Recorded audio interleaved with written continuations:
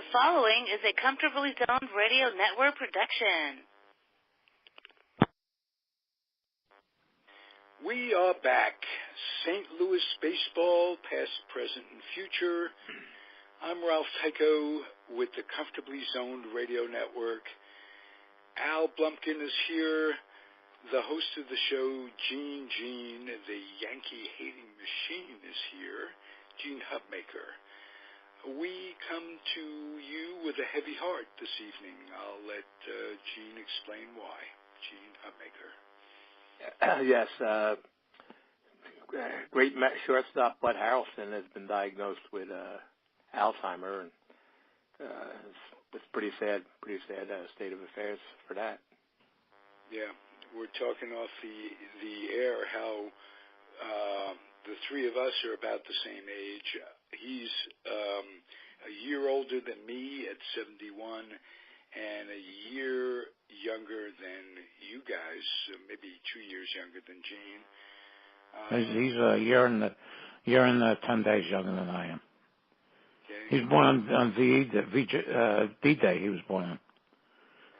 Yeah, absolutely an integral part of the '69 Met champions. And we're talking about some of the other sports figures who, in the past few years, have had it. I guess Gene mentioned the coach of Connecticut, UConn, women's Tennessee. basketball coach. Basketball coach at Tennessee, the women's basketball coach at Pat Summitt. Yeah. Yeah. There's a women's coach at UConn. Too. No. Sick. No, Ori Evans has been there forever. Pat Summitt was the women's coach at Tennessee for years. All right. Well, horrible disease, and and a number of football players have had that because getting hit in the head too much. You could almost understand that with football, not so much Alzheimer's disease, but Parkinson's syndrome. And whatever you want to call it, it was like with Ali. I think it was Parkinson's syndrome. It was caused by him getting the crap beat out of him and vice versa for all those many years. You can't tell me that had no effect on his deterioration. And it isn't just baseball. The Cardinal manager was forced to retire from the Giants with concussions, and who knows what they will bring on later on in life. Matheny, the catcher, had multiple concussions in his career, cut short a tremendous catching career. So it's horrible, whatever it is, whatever's going on with the brains. Gene, you had a wonderful theory that, what'd you say, that years ago? People living longer. People didn't reach that age to get. Yeah. Yeah, so we're aging, we're living longer, but we haven't come up medically with the things that, curing the things that come along with old age. And, it seems like it's prevalent in Congress.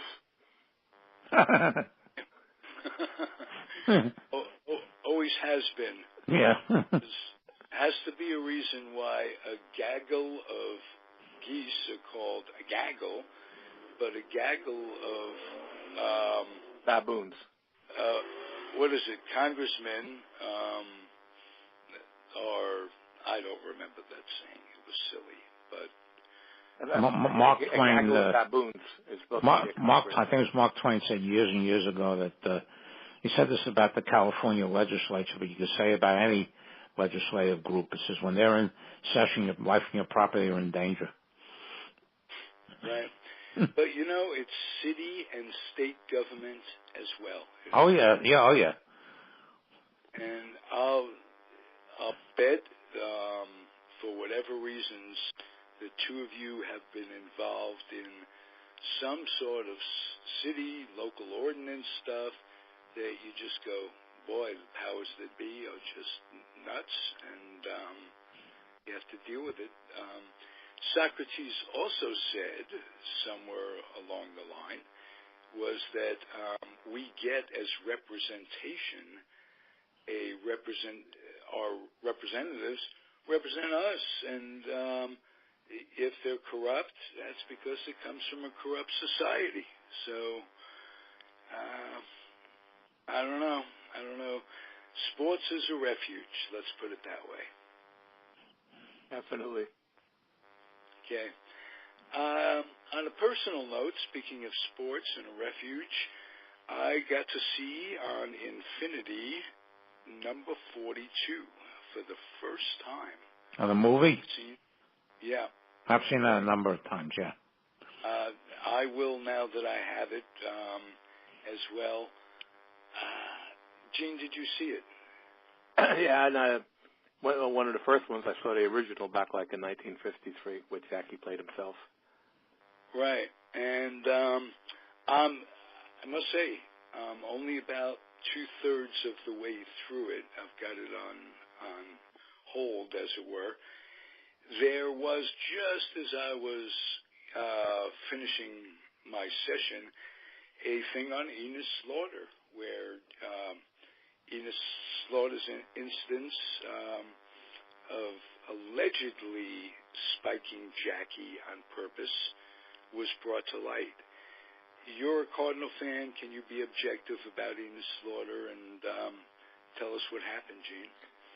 Well, being from the South, that probably helped it, but he would have probably done that to anybody.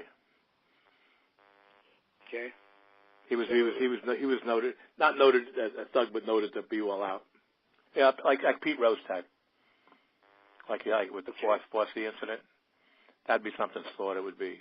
Although when he scored the winning run in '46, he had a pretty good slide into home. Yeah, I read his autobiography a number of years ago. I have the book somewhere, and he denied that it was racially motivated. Well, I heard him being interviewed on TV before he passed, and he was saying that, Jackie he wasn't, that fine of a playing first base, and he wasn't standing in the right place or whatever. And if anybody was there, he would have done the same thing. He wasn't a good first baseman. It's one of the positions that he played kind of out of necessity at first. When he first came up, it was his natural position was Pee Wee Reese. The Dodgers had Stanky at second. Eddie Stanky at second, and he was taught to play first base. I don't think he picked up a first base glove until spring training of 1947, when he was trying to make the Dodgers from Montreal. Oh, after that season, they sold Stanky to the Boston Braves, and they converted Hodges from catching, where he wasn't playing very much, to first base, and put Jackie at second.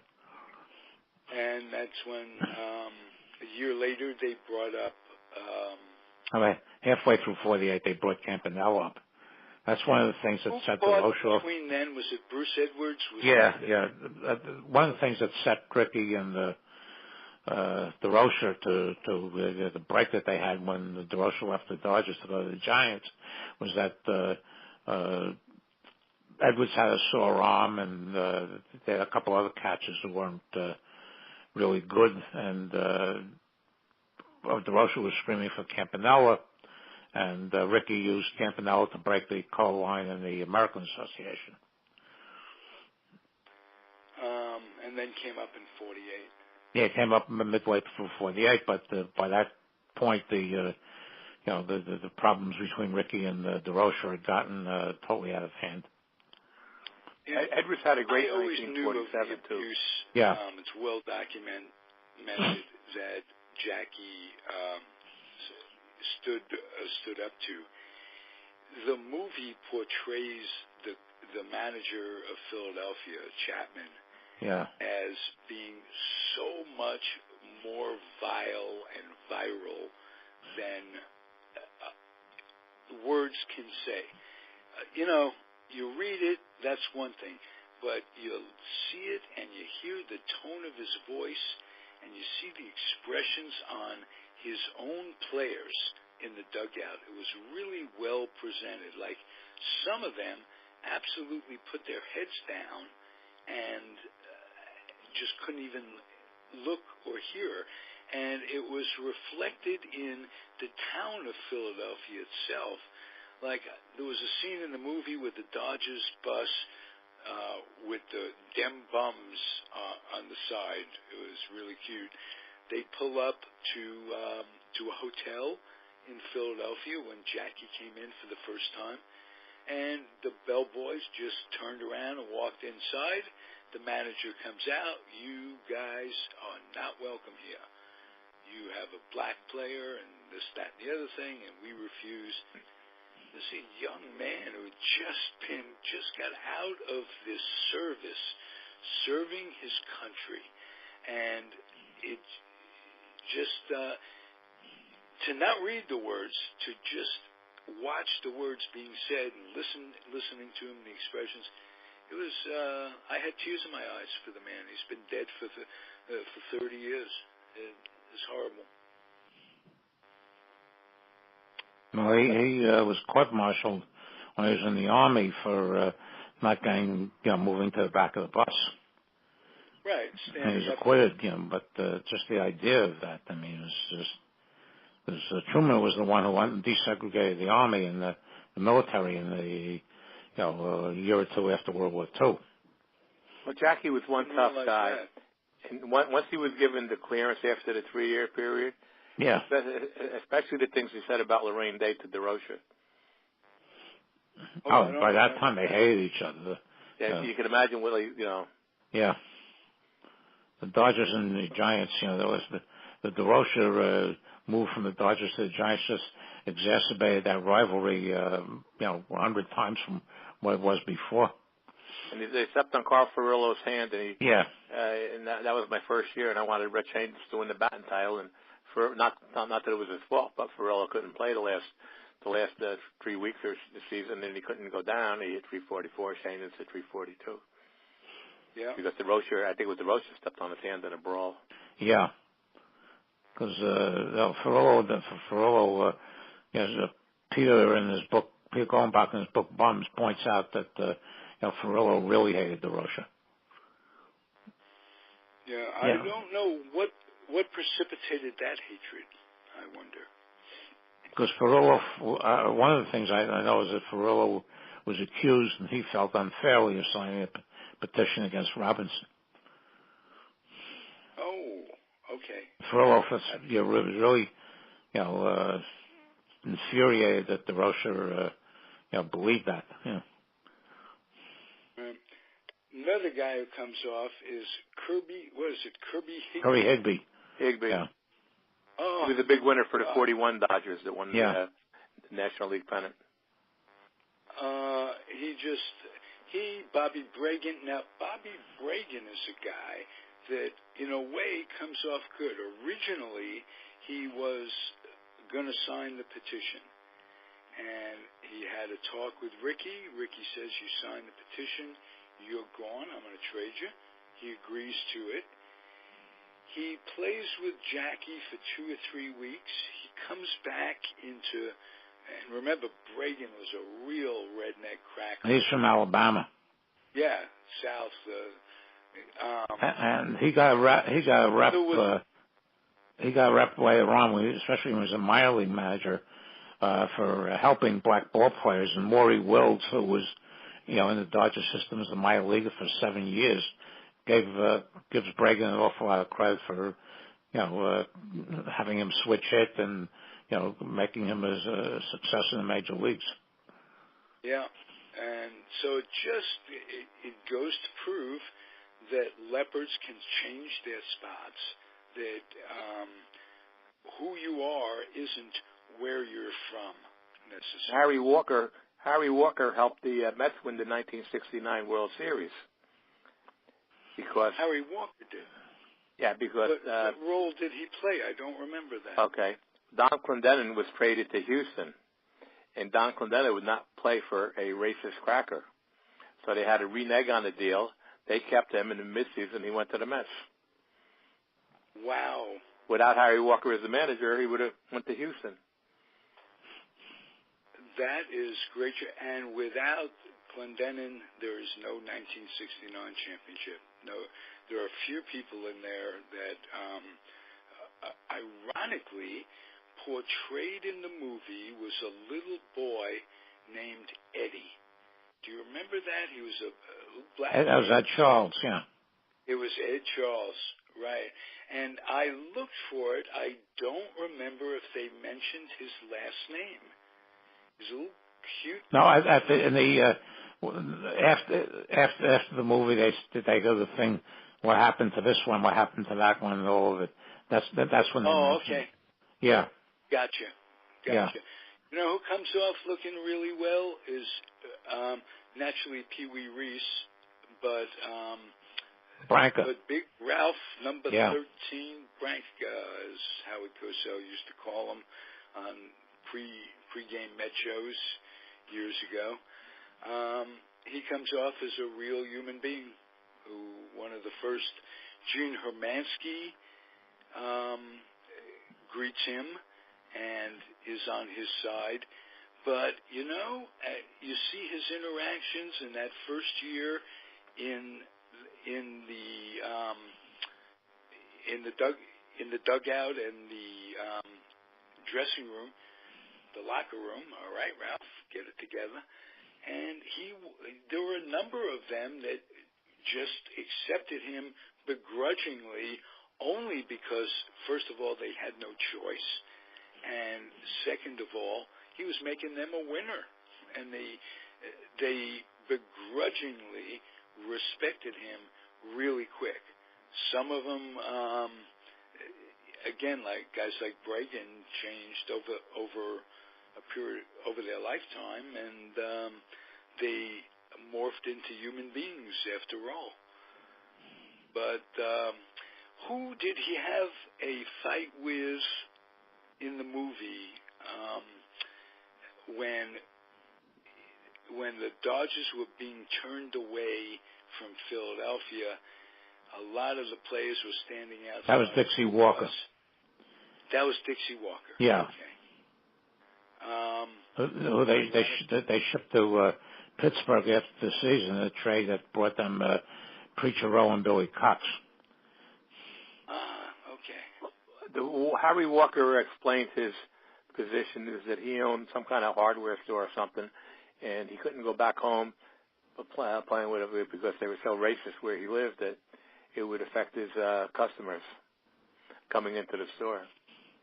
Yeah, well, you know, I remember the scene when Pee Wee Reese was at Cincinnati, and right across that bridge is Lexington, Kentucky, home of a whole bunch of rednecks. And Pee Wee Reese was faced with making his friends and family angry and disappointed. And he stood up as a human being, and he said, you know, that's not the way things are in this world anymore.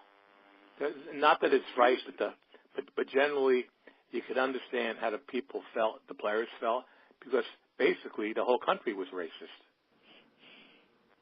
Right. So there was no mingling of the races, pretty much. And they stopped throwing it. No, that all comes back to being a person of their times. When you talk to people and they make excuses, well, that's the way it was in those days. But, you know, there are a lot of people that transcended that and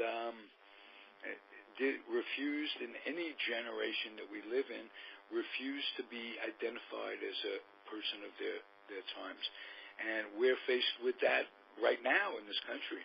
Do we want to be looked at as people who are products of our time, or do we want to look at ourselves as progressive and able to overcome the craziness that's going on?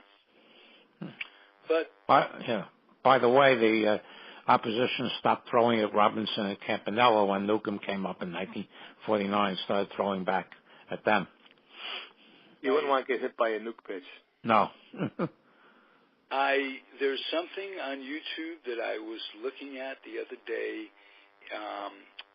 It was Dick Cavett. He's got, and I'm going to ask you guys this too. It's very, very funny about Branca's pitch. He's got Aaron, does Dick Cavett. He's got Mantle, and he's got Leo DeRocher.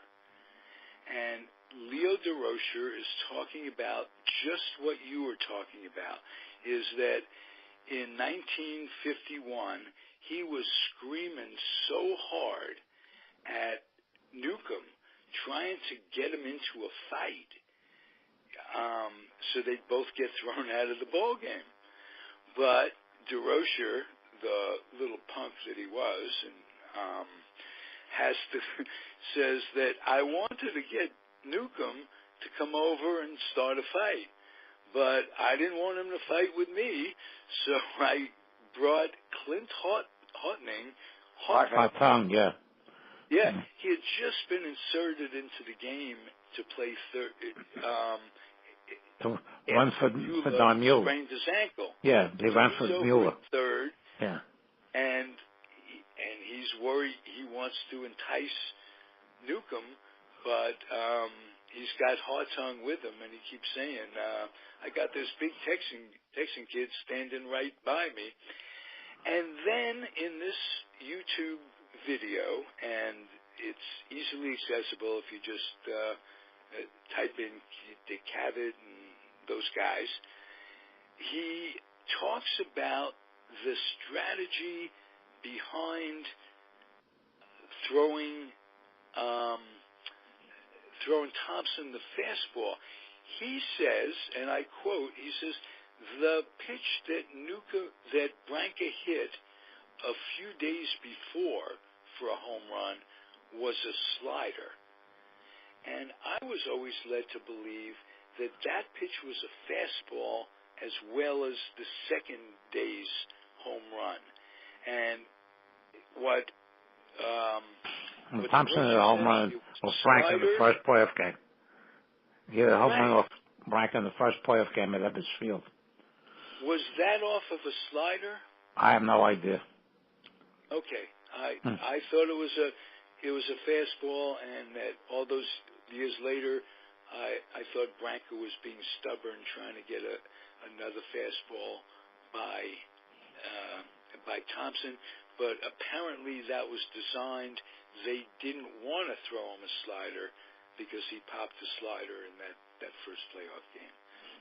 So I still, as many people have surmised, it may have been better leaving Newcomb in there for the Dodgers, not me as a Giant fan, per se, or Bobby Thompson per se, but at least the idea is that if Campy were catching, Campy was hurt that day, he would have been able to get Newcomb through the adversity, and they wouldn't have had to go to. Yeah, well, one of the things also is the Dodgers, by that stage in the season, had no bullpen. None. Oh, very good point. Because Clem Labine was thrown in as a starter the day before in Game 2 as an emergency because they had no starting pitchers available, and he shut the Giants out. Right. So he wasn't available, and the other relief pitchers that they had at that time were totally shot. As another dressing specialty. Yeah. Right. He wasn't good with the bullpen at all. He wasn't good. He wasn't a good handler of pitchers at all. Yeah. Right. Also, I want to mention one more thing, and then I'd like Gene to talk about Dixie Walker a little bit as a Cardinal star in those days. That's Harry Walker was good. Dixie Walker never played for the Cardinals. I mean, Harry Walker. Yeah. The brother. Oh, no.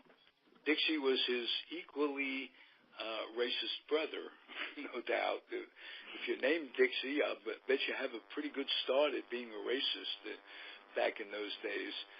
But I just wanted to mention something that Hal Bach said when somebody online on Facebook they were conversing, and they talked about the Giants' cheap win because they stole the signs and how that helped them win. And Hal Bach said something to the effect of, well, I wonder if they were stealing signs the day before when they lost 10-0. And I thought of the idea, I wonder if they were stealing signs after they won the playoffs in the World Series. Nobody accused them of stealing signs then when they were losing. Just the point, they probably, a number of these guys, including Bobby Thompson, knew what pitches were coming to a certain extent.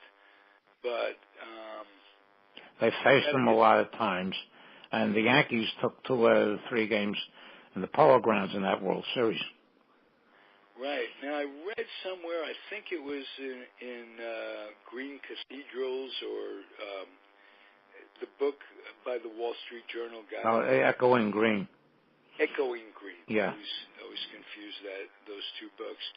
I read somewhere that with all the excitement and all the people around in the World Series, that they never set the telescope up again.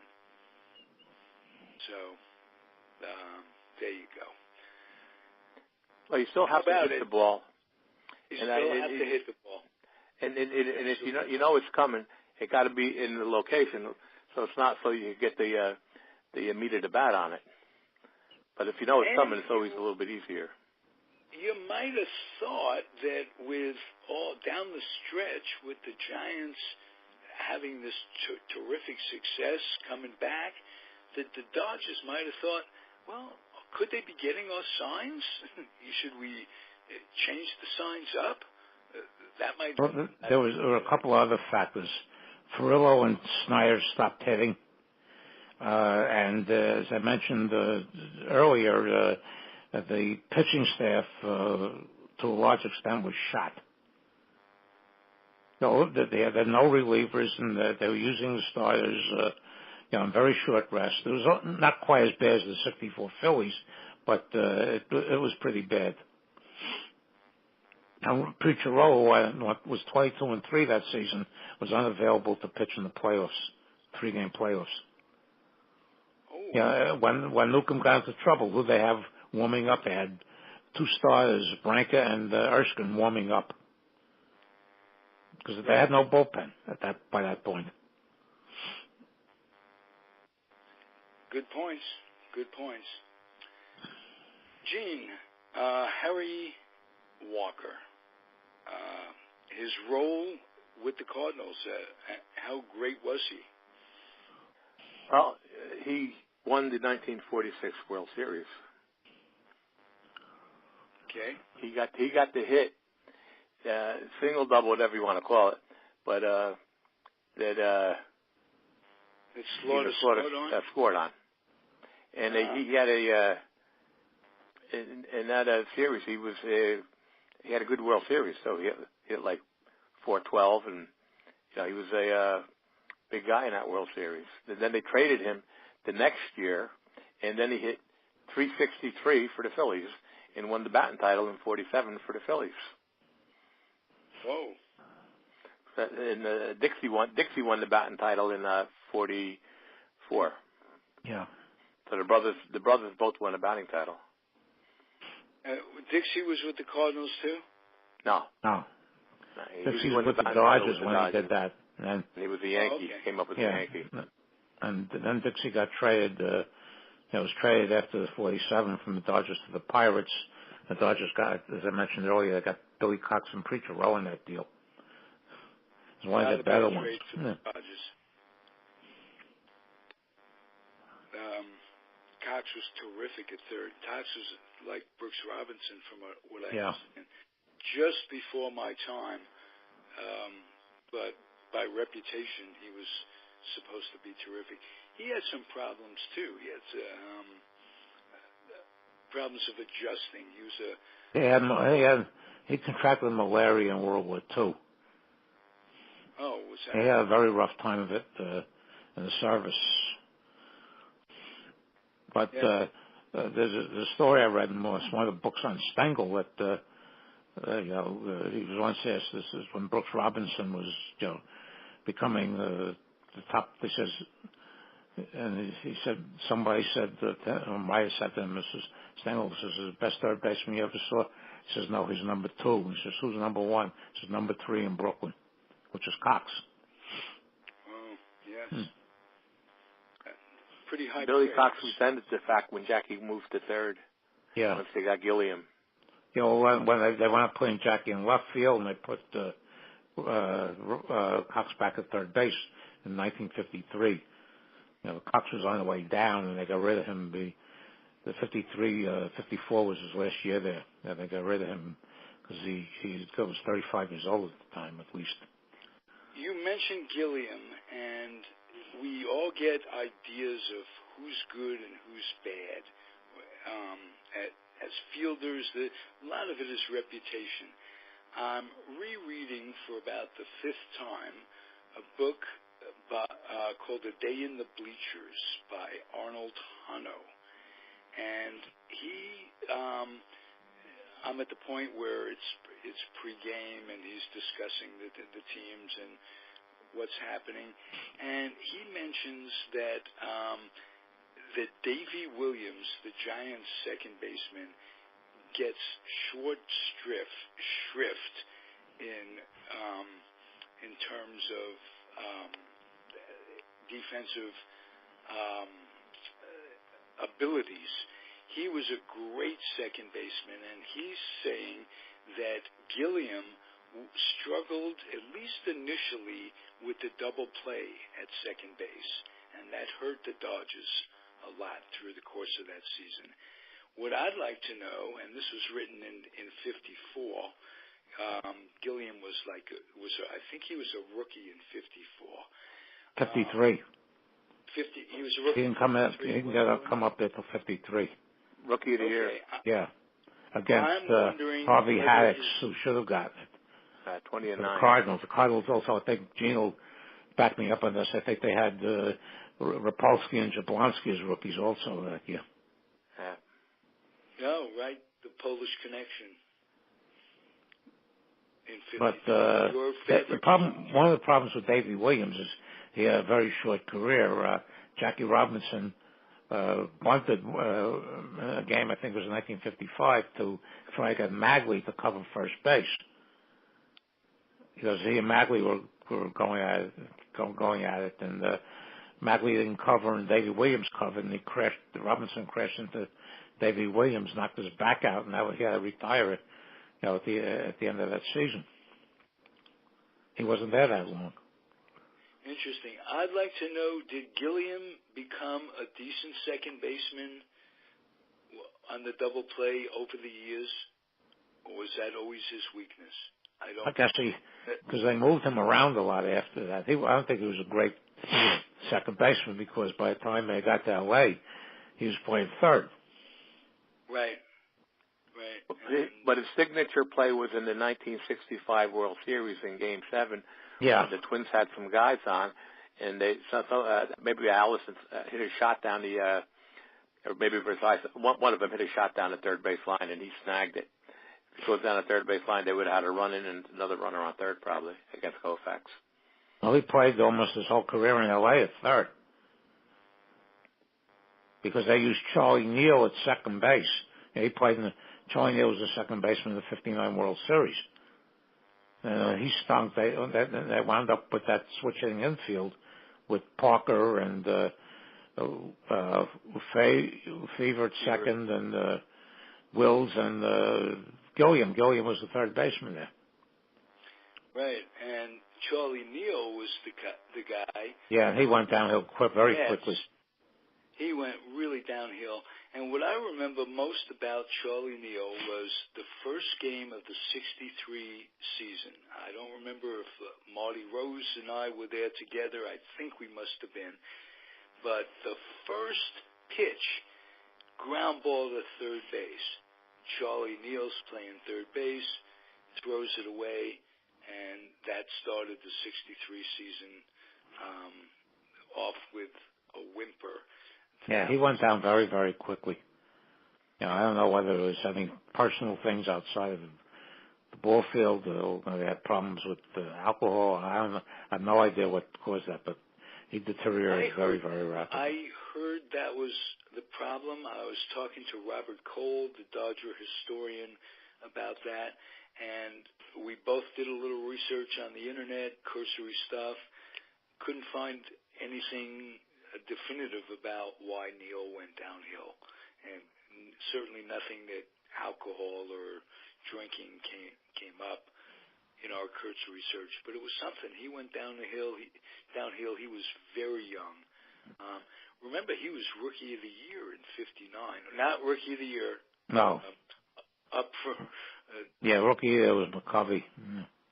I know, and I don't know why I have to be. It happens. You got stuck on something. You're absolutely it happens. It was Willie McCovey, and that's a story in itself. Because he comes up with this bang, hits the 2 or 3 triples off Robin Roberts, and slumps, gets sent down for a little seasoning in mid-season. Next year, yeah. 1960, yeah. Right. They bring him up. Neil had a great 59. He was like in the MVP running. Yeah, but came up late as well. Yeah, he was like 26 when he first started as a regular. I know one of Gene's teams was the favorite teams of the '64 Cardinals. The Pirates made a couple of nice presents to them. Before that, they gave Grote away for Don Cardwell, and in 1960, they traded Vinegar Ben Mizell to the Pirates, who had 2 good months before he got bombed in the World Series by the Yankees, and he was no good after that. And they got Julian Javier in that trade. Yeah, he was 13-5 for the Pirates. Yeah, and I always thought like if the Cardinals kept him because they made the run as the Pirates. But then again, that's how they got Javier. Yeah, long term it worked out very well for the Cardinals. Yeah. Talk about Javier. Javier was solid on those teams in the series. Yeah. He wasn't. Pirates traded him because he wasn't going to be at Mazeroski. Yeah. He was expendable. Yeah. Good point. But he gave the Cardinals a lot of good years. Hey, good show, gentlemen. This was nice. Gene, do you have anything to say about the opening of spring training regarding the Cardinals coming up in a few days? Nah, everything's up in the air with the free agents.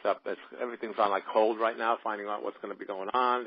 They're talking about the collusion stuff, and there was an article by Bill Madden in today's Daily News column on how the union has nobody to blame but itself for what's going on with these free agents, because when they negotiated the last collective bargaining agreement, they knew that the luxury tax would be very, very hard, essentially a hard cap this season, and the luxury tax prevents the Yankees, Dodgers, the teams with money from bidding on these guys. And it's unrealistic. I mean, and they said in the article, it said that Marvin Miller and Donald Fear, when they were running the Players Association, told them if you give back on anything, they're going to beat you over. The owners are going to beat you over the head with it. So they agreed to this because they got some, little things that the owners conceded, and according to Madden in this article, that's why their situation is the way it is now. And the regular people, union right now. And the regular people don't care because almost every regular is making over $1 million. Yeah. So the average person, it's like, they had in the paper today, Zach Wheeler of the Mets, who last year was 3-7 with a 6.21 ERA, and hadn't pitched in 2 years because of surgery. Before that, won his arbitration case. This guy is getting paid $1.9 million next year. Well, you can't really blame him for picking up the chips as they lie. Now, who's an arbiter that gives an award like that to somebody like this with a record of no performance in 3 years? And gives this guy an arbitration win. It's crazy.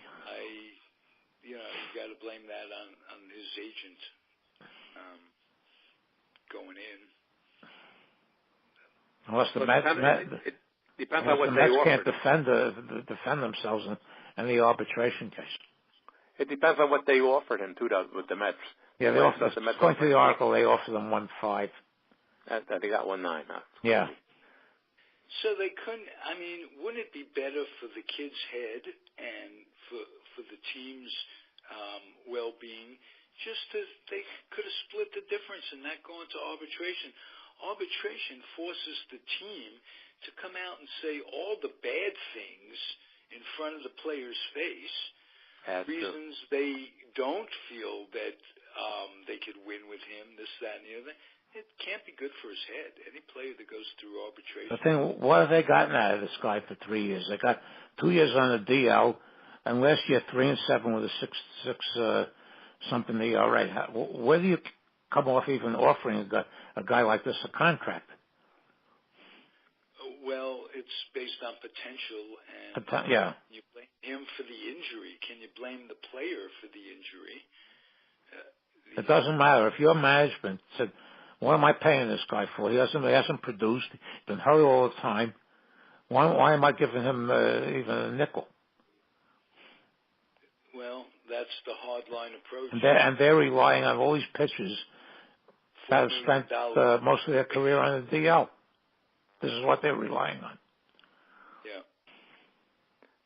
Well, it was like George Weiss, the way he used to badmouth the Yankees when they were going for salaries. Like Mickey Mantle tried to cut Mickey Mantle's salary when he won the MVP hitting 365. Well, he did that to everybody. Yeah. What I'm saying is he badmouthed, talking about their head. I mean, you go in here and you think you had a great season, and you go out of here feeling like you sucked. Now, they said one time Joe DiMaggio was holding out, and I think it was 1938, and general manager at the time, Ed Barrow, said, well, Lou Gehrig is only getting paid this, and DiMaggio said that he's a very poor negotiator. That's a very good point. DiMaggio once was asked what he would demand if he was playing for Steinbrenner. He said, George, meet your new partner.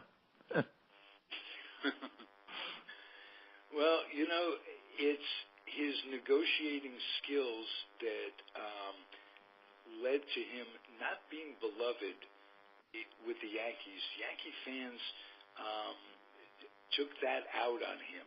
He's this 22-year-old kid coming up. He's holding out with the Yankees, and he got a lot of bad press for that. Yeah, but they offered him to come back in 1952 for $100,000. He turned it down because he says he wasn't Joe DiMaggio anymore. Well, back in the day, Newark was the jewel of the country. Newark was a great place to live, and the big Italian section in Newark, he was so beloved there. And I started in the Newark Post Office in 1963, and some of the older guys working in there with the Italian guys, I mean, they met DiMaggio and everything. He owned that section of Newark. He was like a god. That's when the bat got stolen too. They got the bat back for him. During the streak. I remember that. Yes. And then nobody ever knows what happened to the guy or who it was. But they got the bat back. Nice support. Changed the image of Italians in post-World War. There was a lot of prejudice. I know Al and I are Jewish, and we talk about prejudice that Greenberg put up with and Sandy Koufax, all through the years. Not so much Koufax, but Italians too. There's a big racial divide in baseball between the Irish and the Italians. The McGraw and what have you, those guys were very prejudiced against each other. So it's baseball is a microcosm of the world, or? Well, the Yankees at one time in the late 40s, they had Yogi, Phil Rizzuto, Vic Raschi, and Joe DiMaggio. And Crosetti coaching third. And Crosetti coaching third, who played there forever.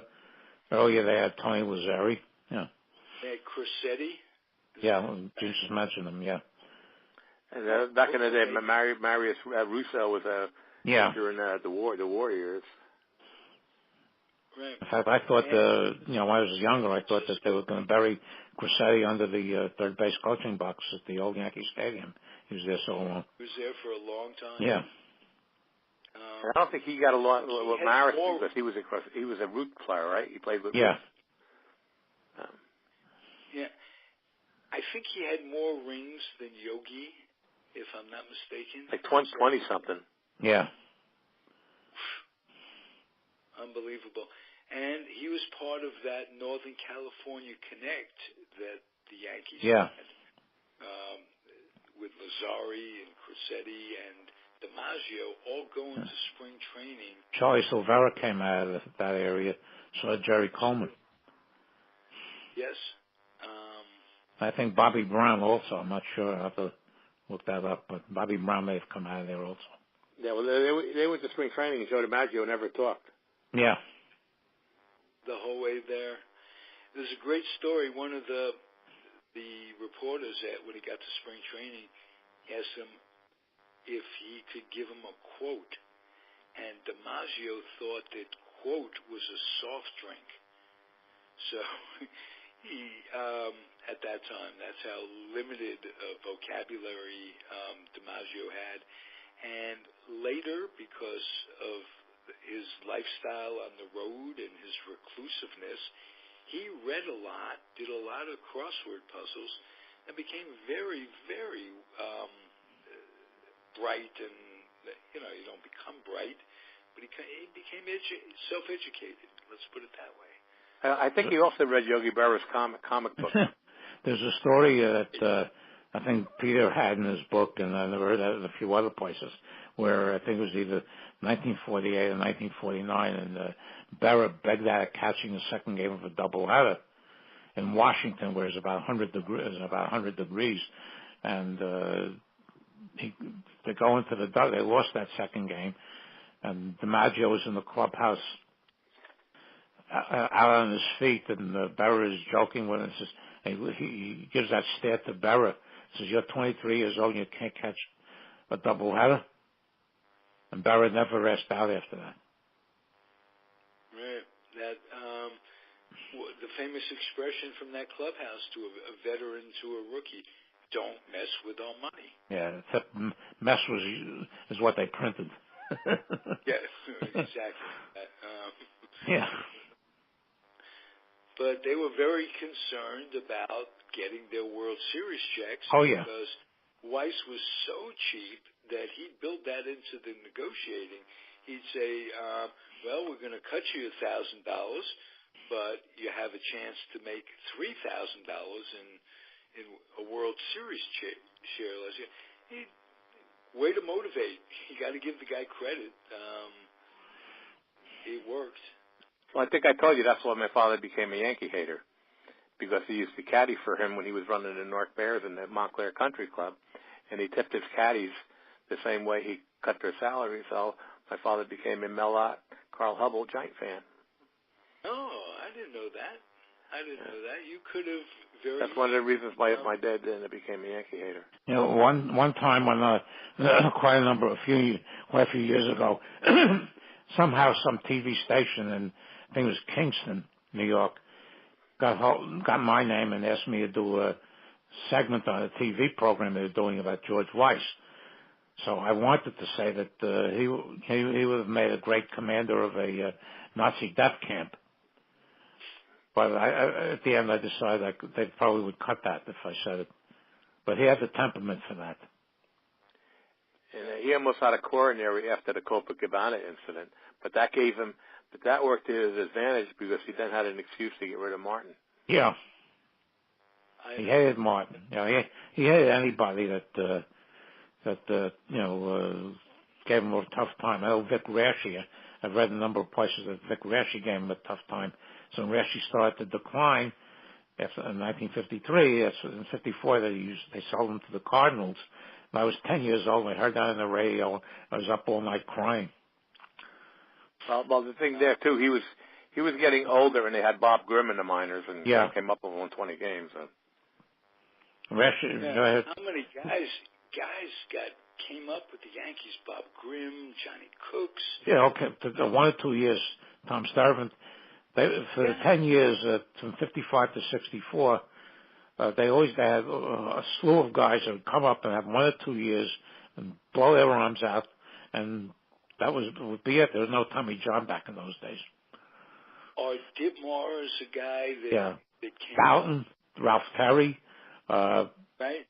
Yeah, Tom Stuyvesant, Cooks, Raleigh Sheldon, Bill Stafford. They had tons of guys like that. Arm injuries aren't just indigenous to what's going on today. And they used to say, well, there were fewer injuries because they pitched more innings and all that. That wasn't necessarily true. No. Back in those days, you blew an elbow out, that was it. You were finished. Right. Yeah, before the Tommy John surgeries, they were done. And you mentioned Erskine, Carl Erskine, came up with a sore arm. Yeah. And to the best of my knowledge, and I think my knowledge, most of it comes from Al Blumkin himself. He might as well do the show, talk solely for the whole network, that when he came up with the sore arm, and I don't think he ever pitched in the majors when his arm wasn't hurting. According to what I read, and according to what I read in Bums, I recently reread that. Erskine said there were times his arm felt well. It just he couldn't be a workhorse. Right. He couldn't pitch 300 innings or anything like that. Yeah. And the trainers then were pretty much hacks. Yeah. The trainers. I read somewhere where Harvey Haddock started his knee either his second or third year with the Cardinals, and after that he could never pitch a couple of hundred innings, 250 innings anymore. No. Yeah. Here's another interesting thing from doing these podcasts. I did one the other day on Carl Erskine, on Duke Snyder, and Ron Rabinovich was on, and Peter Trunk was on, and Peter brought something out that I didn't really know, that Snyder, we were talking about how in the end when he went to L.A. he had a lame knee and this, that, and the other thing. Peter brought up that Snyder played in a brace most of his career. He had a really bad knee early on, and didn't get the publicity that Mantle got for his knee. I never knew that. Yeah, I didn't either. I never heard that. I'm going to do a little research to confirm it, but he said that Snyder struggled an awful lot with that knee. Another guy from Compton. A lot of major league ball players come out of Compton, as Lenny Randall, another frequent guest on these airwaves, talks about. And by the way, Mark Weiss posted that he and Littell are having Ferguson Jenkins on this week. I know. He just sent me that completed MP3. Oh, it's been done already? Wow. It's been done. Yeah. He was talking to me, messaged me along with it. It's their first Hall of Famer that they're interviewing. They've interviewed a lot of interesting people. I can't think of many Hall of Famers that we've had on the airwaves, and he was one of them. That was pretty cool. I don't know if you guys caught an interview that Bill Cashadas did with Larry Boa on the network a while back. That to me was very interesting. So we got it going. We got a number of shows, and it's getting stronger and stronger. And this show, although it's new, is we're in a groove. The three of us, have good conversations, and it's going to be fun during the year. This is when we could cover the Cardinals on a day-to-day basis and see what's happening. Anything you're hoping comes out of this free agent thing, Gene? Anything the Cardinals might do to improve themselves that's being. I'd like to see get Hosmer Carpenter go to third. Okay. Yeah, but Okay. That's why I say everything's kind of on hold to find out what's going to go on. One thing too, I do want to congratulate my Cardinals cousins, the Eagles, for winning the Super Bowl. Oh yeah, why are they cousins? Just out of curiosity. Cardinals and Eagles. They're the Audubon Society. Because they're birds. Yeah. Okay, I got you. That's a stretch for congratulations, but yes, congratulations to the Eagles. I'm thinking, was it since 1960 that the Eagles? Norm Van Brocklin. Yeah. Yes. Wow. Norm Van Brocklin and Chuck Bednarik. And that summer, and for a number of summers before that, and a few after that, Chuck Bednarik would come up to Kittatinny Camp 2 or 3 times a summer on the weekends, and just have little clinics, as did Paul Arison. I can't imagine, I can't tell you how great it was for a little 10-year-old kid to sit there and have clinics by these guys, and they'd come to the bunks and they'd talk to the kids and they'd have lunch with us. And Chuck Bednarik had a brother that he brought up, another big starker that would come up. Yeah, my phone is dying. Oh, okay. Let's good time to end it then. We'll talk next week. I'll see you guys in 2 weeks. Very good. 2 weeks for you. Yeah. We'll be back next week together, Gene. Maybe we'll come up with a guest or something to make it interesting. It should be lively by next week. It'll be pitchers and catchers reporting for spring training. So it's a good time of year if you're a baseball fan. And if you listen to the show and enjoy it in any way, I would like to request that you box up some lightly used children's books, bring them to the Head Start program in an area that you live, and they will be very, very well appreciated. Kids need to read. They need to become school ready. They need to get their noses out of the devices and the computer, and they need to develop a passion that only reading can do. When I was a kid, I did a book report on the Jackie Robinson story. Maybe 2 or 3 years in a row, I did a book report on Sal Magley. Reading helps develop a passion for the game, and whatever you want to develop a passion for, it'd be great. So bring some books to those kids, get them reading, change the world through the children, and we'll be back next week, Gene. Okay, very good. And take care, guys. Thank you. Thank you Bye-bye. both very much. I enjoy your company. Adios, everybody.